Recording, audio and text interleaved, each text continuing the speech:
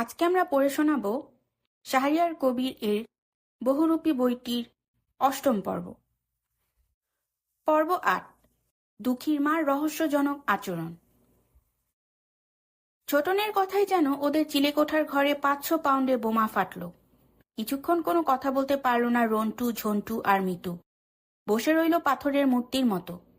ইতুকে সবচেয়ে বেশি ভালোবাসে ছোটন। ইতুর মতো বুদ্ধিমান আর সাহসী ছেলে ও দ্বিতীয়টি দেখেনি। বাকের চাচার সঙ্গে কথা বলার পর থেকে ওর বুকের ভেতর ঝড় বয়ে যাচ্ছিল। ইতু কিভাবে হারিয়েছে? ফিসফিস করে প্রথমে জানতে চাইল ঝন্টু। মিতু চাপা গলায় বলল, ও কোথাও যেতেও তো পারে। রন্টু বলল, কে জানে, জাফরদের বাড়িতে গেছে হয়তো বইটই আনতে। ছোটন আস্তে আস্তে বলল, ইতু যদি নিজের ইচ্ছায় কোথায় যায়, সবচেয়ে খুশি হব আমি। বাড়িতে এত বড় একটা বিপদ, আমরা সবাই চোর ধরার জন্য রাত জেগে পাহারা দেব, আর ও কারো বাড়িতে বসে এতক্ষণ ধরে আড্ডা মারবে। ইতু এরকম ছেলেই নয়। মাথা নেড়ে সায় জানালো ঝন্টু, কিন্তু হারাবে কি করে? আমার মনে হচ্ছে, চিন্তিত গলায় ছোটন বলল, সন্দেহজনক কাউকে ফলো করতে গিয়ে ও কোথাও আটকে গেছে। হতে পারে কেউ ওকে আটকে রেখেছে, ভয় পাওয়া গলায় বলল মিতু। তাও হতে পারে, সায় জানালো ছোটন। অনেক রাত পর্যন্ত ওরা কেউ ঘুমাতে পারল না। বারবার ওদের মাথায় ঘুরতে লাগলো, ইতু কি নিজের ইচ্ছেয় কোথাও গেছে, নাকি গুন্ডাদের খপ্পরে পড়েছে। দমকল অফিসের পেটাঘড়িতে রাত ৩টার ঘণ্টা বাজল। মিতু, রন্টু, ঝন্টু একটু আগে ঘুমিয়ে পড়েছে। বিছানায় শুয়ে এপাশ ওপাশ করছিল ছোটন। হঠাৎ ওর মনে হলো, গুন্ডারা ইতুকে নিশ্চয় আদর করে শোয়ার জন্য বিছানা পেতে দেয়নি। নিশ্চয় ওকে ওদের ফলো করার জন্য খুব মেরেছে। ছেড়ে দিলে যদি বিপদ হয়, সেজন্য ইতুকে ওরা মেরেও ফেলতে পারে। এসব কথা মনে হতেই বালিশে মুখ গুজে অনেকক্ষণ ফুপিয়ে ফুপিয়ে কাঁদল ছোটন। ভোরে দুঃখীর মার ডাকে ওদের ঘুম ভাঙল।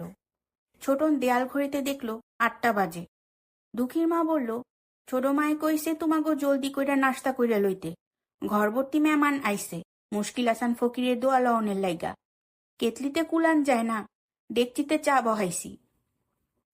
ইতু নিখোঁজ হওয়ার সংবাদটা বাড়িতে কিভাবে জানাবে, এ নিয়ে চিন্তিত ছিল ছোটনরা। দুঃখীর মার কথা শুনে মনে হলো ওরা কে কোথায় আছে এদিকে নজর দেওয়ার কেউ নেই। ছোটন ভাবল, সময় নিয়ে চিন্তা ভাবনা করে বলা যাবে ক্ষণ। নাস্তা খেতে নিচে নেমে ছোটরা দেখল দুঃখীর মা মিথ্যে বলেনি। বারান্দায় পাড়ার বয়স্ক মহিলারা মুশকিল আসানকে ঘিরে গোল হয়ে বসেছেন। নিচের ঘরে বড় জেঠু পাড়ার বুড়োদের সঙ্গে গল্প করছেন। মুশকিল আসান অতীতে অনেক কথা বলে আর সেই সঙ্গে দুটো চোর ধরে সবাইকে চমকে দিয়েছেন। নাস্তা করে ছোটনরা ওপরে গিয়ে ছাদের কোণে দেখল রিমকি ঝিমকি বসে আছে। ওদের দেখতে পেয়ে সিমকি ডেকে বলল, তোমরা শুনেছ, মুশকিল আসান বলেছেন ৩ দিনের ভেতর খারাপ জিনটাকে দেশ ছাড়া করবেন। রিমকি বলল, তোমরা ৪ জন কেন, ইতু কোথায়? ছোটন এতদিনে বুঝতে পেরেছে লেখাপড়ায় ভালো বলে রিমকি ইতুকে বেশি পছন্দ করে। ওকে ছাদে দেখেই ও বুঝে ফেলেছিল ইতুর হারিয়ে যাওয়ার কথা লুকিয়ে রাখা যাবে না। গম্ভীর হয়ে বলল, আমাদের উপর ভীষণ বিপদ রিমকি। বিপদের কথা শুনে রিমকি সিমকি দুজনেই ঘাবড়ে গেল। শুকনো গলায় রিমকি জানতে চাইল, ইতুর কিছু হয়নি তো? মাথা নেড়ে সায় জানালো ছোটন। নেকলেস চুরি যাওয়া থেকে শুরু করে ইতুর নিখোঁজ হওয়ার ঘটনা সব খুলে বলল। শুধু বলল না ছোটকার কথা। সিমকি ঢোক গিলে বলল, নিশ্চয় খারাপ জিনটা ইতুকে কোথাও উড়িয়ে নিয়ে গেছে। ও জানতো না এশার নামাজের পর যে বাইরে যাওয়া বারণ ছিল? না, ইতু জানতো না, জবাব দিল ঝন্টু। ও বেরিয়ে যাওয়ার পর কথাটা বলেছিলেন দিদা। তোমরা কি করবে ঠিক করেছ? জানতে চাইল রিমকি। কিছুই ভেবে পাচ্ছি না কি করব। বড় জেঠু যদি জানতে পারেন সবাই মিলে প্ল্যান করে ইতুকে গলির মাথায় পাঠিয়েছি, কাউকে আস্ত রাখবেন না। সিমকি বলল, মুশকিল আসান নিশ্চয় বলতে পারবেন ইতু কোথায় আছে। ওকে বলা মানে সবার জেনে যাওয়া।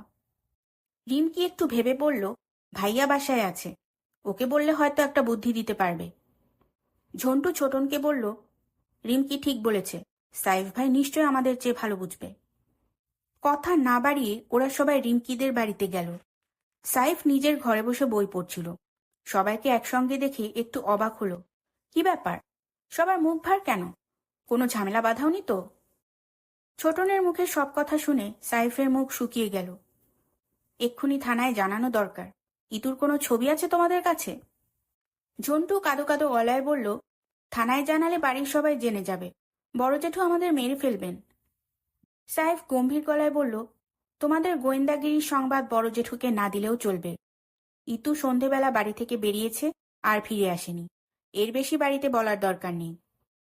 থানা থেকে ওরা বাড়িতে আসবে না জেরা করতে? আসতে পারে, তবে বেশি হইচই করতে মানা করে দেব। এসপির ছোট ভাই আতিক আমার বন্ধু, ওকে নিয়ে আগে এসপির সঙ্গে কথা বলবো। চট করে কেউ গিয়ে ইতুর একটা ছবি নিয়ে এসো। ছোটন ছবি আনতে গেল। সিমকি বলল, পুলিশে বলার কি দরকার, ওদের বাড়িতে যে মুশকিল আসান ফকির এসেছেন, ওকে বললেই তো হয়। ইতু কোথায় আছে ঠিক বলে দিতে পারবেন। সিমকির কথা শুনে সাইফ বিরক্ত হল, বলল, পীর ফকিররা যদি ছেলে ধরা চোর ডাকাত ধরতে পারত আর পানি পড়া দিয়ে অসুখ ভালো করত, তাহলে দেশে পুলিশের দরকার হতো না, ডাক্তারেরও দরকার হতো না। সাইফের কথা সিমকির পছন্দ হলো না, তবু কিছু বলল না, যদিও রেগে যায় সেই ভয়। ও খেয়াল করেছে কদিন ধরে সাইফ অল্প কথাতেই চট করে রেগে যাচ্ছে। একটু পরে হাঁপাতে হাঁপাতে ছোটন এলো ছবি নিয়ে, বলল, ইতুর একা ছবি নেই, এটাতে ও আর আমি একসঙ্গে স্টুডিওতে গিয়ে তুলেছিলাম। ছবি দেখে সাইফ বলল, চলবে, এবার চলো, তোমাদের বড় জেঠুকে কথাটা বলে আসি। আতিকদের বাসায় যাব। বাইরে বসার ঘরে আসর জমিয়ে গল্প করছিলেন বড় জেঠু। পাড়ায় ওর কাছাকাছি বয়সের যারা ছিলেন তারা প্রায় সবাই এসেছেন। সাইফ ওর কাছে গিয়ে বলল, আপনি একটু বাইরে আসুন, জরুরি কথা আছে। রানুর দাদু তখন কন্দকাটা ভূতের এক ভয়ঙ্কর গল্প বলছিলেন। এমন একটা রোমহর্ষক গল্পের মাঝখান থেকে উঠে আসাটা বড় জেঠুর পছন্দ হল না। ডাক্তার ছোড়াটার গলা শুনে মনে হলো গুরুত্বপূর্ণ কোনো কথা বলতে চায়, তাই উঠে এলেন। বারান্দায় এসে ভুরু কুচকে জিজ্ঞেস করলেন, কি হয়েছে? ইতু কাল সন্ধে বাড়ি থেকে বেরিয়েছে, রাতে ফেরেনি। সাইফের কথা শুনে বড় জেঠুর কপালে কয়েকটা ভাঁজ পড়ল। ছোটনের দিকে তাকিয়ে বললেন, বন্ধু বান্ধবদের বাসায় খবর নিয়েছিস? ছোটন ভয় পাওয়া গলায় বলল, ইতু কখনো অন্য কারো বাসায় রাতে থাকে না। চিন্তিত গলায় বড় জেঠু বললেন, হুজুরকে তাহলে কথাটা বলতে হয়। সাইফ বলল, আমি পুলিশে খবর দিতে যাচ্ছি, ছোটন আমার সঙ্গে যাবে। ঠিক আছে, যাও। এই বলে ঝন্টুদের দিকে তাকালেন বড় জেঠু, আমাকে না বলে কেউ যদি বাড়ির বাইরে এক পা দিয়েছিস, পিঠে আস্ত খরম ভাঙব। ঝন্টুরা সবাই শুকনো মুখে ওপরে ওদের ঘরে গেল। রিমকিদের নানি দুপুর পর্যন্ত এ বাড়িতে থাকবেন, ওরাও ঝন্টুদের সঙ্গী হল।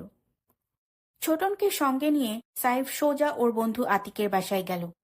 হঠাৎ সাইফকে দেখে অবাক হলো ওর বন্ধু, বলল, এই অসময়ে কোত্থেকে এলি? আমি তো একটু পরই বেরিয়ে যাচ্ছিলাম। তোকে নিয়ে আমিন ভাইয়ের কাছে যাব, আমাদের পাশের বাড়ির একটা ছেলে হারিয়ে গেছে। কথা না বাড়িয়ে আতিক বলল, দাঁড়া, আমি গাড়ি বের করছি। সাইফের এই বন্ধুটি ব্যবসা করে বেশ পয়সা বানিয়েছে। ওর গাড়িতে করে সাইফ আর ছোটন এসপির অফিসে গেল। সরাসরি এসপির ঘরে না গিয়ে আতিক ওর পিয়ের ঘরে গিয়ে জিজ্ঞেস করল, ভেতরে যাওয়া যাবে শরীফ? কম বয়সী পিয়ে আতিকের চেনা, বলল, স্যার একাই আছেন, চলে যান আতিক ভাই। আতিকের সঙ্গে সাইফকে দেখে এসপি আমিন আহমেদ বললেন, এই যে ডাক্তার, এসো এসো, হঠাৎ কি মনে করে? কোনো রকম ভূমিকা না করে সাইফ এসপিকে ইতুর নিখোঁজ হওয়া আর ওদের হীরের নেকলেস চুরির কথা জানালো। ছোটনকে দেখিয়ে বলল, এ হচ্ছে ইতুর ভাই ছোটন। এসপি ছোটনকে জিজ্ঞেস করলেন, তোমাদের কেন মনে হলো রাত জেগে গলির মোড়ে পাহারা দিলে তোমরা নেকলেস চোর ধরতে পারবে? মুশকিল আসান চোর ধরতে পারবে ইতু আর আমি কখনো বিশ্বাস করতে পারিনি। ছোটন বলল, আমরা ভেবেছি কাজের লোকদের কেউ চুরি করতে পারে। ওদের কারো চলাফেরায় সন্দেহ করার মতো কিছু চোখে পড়ে কিনা, অচেনা কেউ ওদের কাছে আসে কিনা, ওরা কোথাও যায় কিনা, সেসব দেখার জন্য আমরা ভেবেছিলাম রাত জেগে পাহারা দেব। তোমরা বুদ্ধিমান ছেলে, এসপি বললেন। মনে হচ্ছে ইতু সন্দেহজনক কাউকে ফলো করতে গিয়ে আটকা পড়েছে, নয়তো ছেলে ধরার পাল্লায় পড়েছে। ছেলে ধরার কথা শুনে ছোটনের মুখ শুকিয়ে গেল। কিছুদিন আগে গিরিবালা ধোপানি খবর দিয়েছে কোথায় এক পাহাড়ি নদীর ওপর পুল বানানো হচ্ছে আর পুলটা বারবার ভেঙে যাচ্ছে, নাকি 108টা ছেলের কাটামুন্ডু পেলে সেই নদী শান্ত হবে। গিরিবালাদের এক আত্মীয়ের ছেলের মুন্ডু ছাড়া ধর পাওয়া গেছে মাস দুয়েক আগে।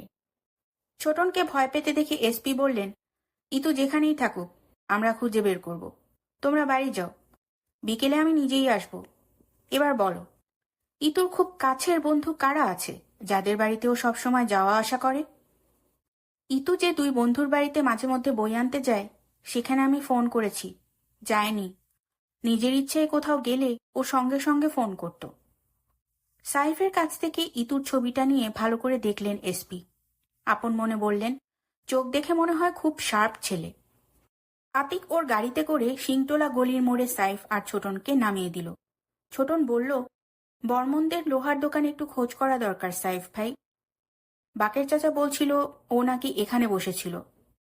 সাইফ কোনো কথা না বলে ছোটনের সঙ্গে এলো। বর্মনদের দোকানে ফুড ফরমাসের কাজ করে নিতাই, ছোটনদের বয়সী, ভালো করেই চেনে ওদের। ছোটন ওকে দোকানের বাইরে ডেকে এনে জিজ্ঞেস করল, কাল সন্ধ্যায় ইতু তোদের দোকানে বসে কি করছিল রে? নিরীহ গলায় নিতাই বলল, কিছু তো করে নাই ছোটন দাদা, খালি বইয়া আসিল। দোকান বন্ধ করণের অল্প আগে আমার সাইকেল লইয়া বাইর হইয়া গেল। কইল টাইল দিয়া যামু। মনে হইল চিনা কাউরে দেখছে বুঝি। কেন, ইতু দাদা কি করছে? ছোটন গম্ভীর হয়ে বলল, ইতু রাতে বাড়ি ফেরেনি। কও কি ছোটন দাদা? ভয় পাওয়া গলায় নিতাই বলল, কই যাইবার পারে, কোনো হদিশ পাও নাই? না, মনে হচ্ছে ছেলে ধরার পাল্লায় পড়েছে। হায় ভগবান, এখন কি হইব? পুলিশে খবর দিয়েছি। তুই নজর রাখিস, আমাদের পাড়ায় অচেনা সন্দেহজনক কোনো লোক ঘোরাফেরা করে কিনা। দেখলে সোজা এসে খবর দিবি। ঠিক আছে, সায় জানালো নিতাই। বাকের চাচাকেও একই কথা বলল ছোটন। সাইফ বাড়ি যেতে যেতে জিজ্ঞেস করল, পাড়ায় তুমি সন্দেহজনক কাকে আশা করছো ছোটন? ছোটন গম্ভীর গলায় বলল, ইতু যদি ছেলে ধরার খপ্পরে পড়ে, ওরা নিশ্চয় মুক্তিপণ চাইবে আমাদের কাছে। মুক্তিপণ কথাটা কিছুদিন আগে ইতুর মুখেই শুনেছে ছোটন। ছোট ছোট ছেলে মেয়েদের ভুলিয়ে ভালিয়ে নিজেদের ডেরায় নিয়ে আটকে রাখে ছেলে ধরারা। ওদের বাড়িতে চিঠি পাঠায় টাকা চেয়ে, বলে টাকা না দিলে কিংবা পুলিশে খবর দিলে নাকি মেরে ফেলবে। ছোটন আশা করছিল বাড়ি গিয়ে দেখবে ইতু এসে গেছে, না বলে বাইরে রাত কাটানোর জন্য বড় জেঠুর বকুনি খাচ্ছে। যদি তা না হয়, তাহলে দেখবে রক্তের ছাপ মারা চিঠি হাতে চিন্তিত মুখে বসে আছে বাবা, কাকা, জেঠুরা, যে চিঠিতে ইতুর জন্য মুক্তিপণ চাওয়া হয়েছে। বাড়ি এসে দেখল বাইরের ঘরের আড্ডা ভেঙে গেছে, শুধু বড় আর মেজ জেঠু চুপচাপ বসে আছেন। ছোটনকে দেখে বড় জেঠু জিজ্ঞেস করলেন, খবর দেয়া হয়েছে? ছোটন মাথা নেড়ে সায় জানালো, হয়েছে। কি বলল? বলল ইতু যেখানে থাকুক খুঁজে বের করবে। মেজ জেঠু আপন মনে বললেন, পুলিশ সবসময় এরকম কথা বলে। ছোটন আবার বলল, এসপি সাহেব বিকেলে আসবেন। এসপি নিজে আসবেন? বড় জেঠু একটু অবাক হলেন। হ্যাঁ, সাইফ ভাইয়ের খুব পরিচিত। ঠিক আছে। একটা দীর্ঘশ্বাস ফেলে বড় জেঠু বললেন, মাকে গিয়ে বল। মা একেবারে ভেঙে পড়েছেন। দিদা ওর ঘরে একা শুয়েছিলেন। ছোটনকে দেখে উঠে বসলেন। কোনো খবর পাওয়া গেছে? না দিদা। কথাটা শুনে দিদা আবার শুয়ে পড়লেন। ছোটন বলল, বিকেলে এসপি সাহেব নিজে আসবেন। পুলিশকে কি নেকলেস চুরির কথা বলেছিস? বলেছি দিদা। বলে দিসনি তো ছোটকা ওটা নিয়েছে? না দিদা। দরজাটা টেনে নিয়ে নিজের কাজে যা।